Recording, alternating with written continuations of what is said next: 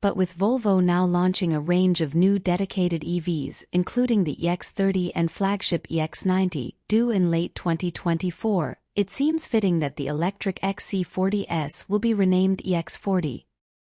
At the same time, the coupe-style C40 will soon be called EC40. But while there's a new name, not much has changed other than a minor software-assisted power upgrade and the nifty Black Edition hardware level. The EX40's interior is business as usual and remains unchanged compared to the current electric XC40 Recharge.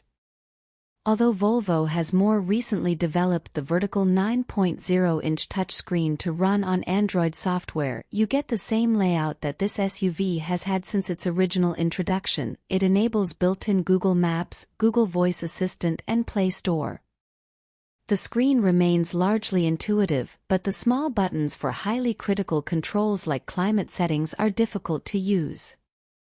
While the overall look and layout remains smart, when seen next to Volvo's latest generation of cars, primarily the EX30, it starts to look a bit dated as its screen also looks quite small.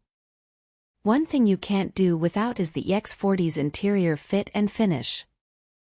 Although it's one of Volvo's cheaper models, the quality never feels that way due to an array of luxury materials used throughout. The Swedish firm has also ditched leather and adopted a range of sustainable alternative materials with its EX40 model. Our test car also has gorgeous wool cloth upholstery, giving it the feel of a more luxurious Scandinavian lounge rather than the interior of a compact SUV. These seats play an important role in the overall feel of the EX40. We've spent a lot of time in XC40s over the years, and their seats are among the best on the market, offers plenty of power adjustments as well as an extendable seat base, ideal for tall drivers. Although theoretically no different from the XC40, we'll need more time to make a more definitive judgment on comfort with this newly updated Volvo. Volvos are renowned for their safety, and there's little to suggest the EX40 will be any different. All of our time with the EX40 was spent on ICE, but although there's no physical switch to turn off or reduce any of the electronic stability control aids, we'd say this is a car designed with safety rather than fun in mind.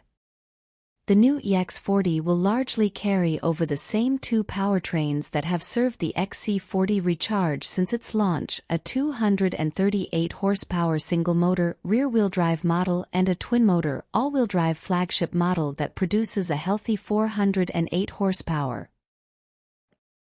But opt for the latter on the EX40 and you'll be able to add a new performance software upgrade that gives the engines an extra 34 horsepower, bringing the total to a whopping 442 horsepower.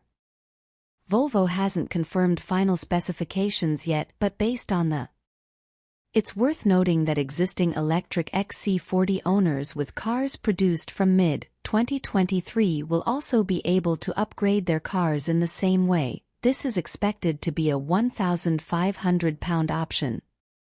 You'll be able to do this via over-the-air update without having to visit a Volvo dealer.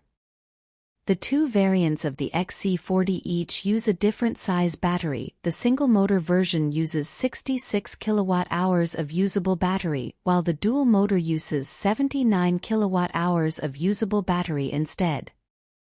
Again, range figures are still being finalized, but given that the XC40 only benefits from batteries and efficiency measures revised in 2023, further changes are unlikely.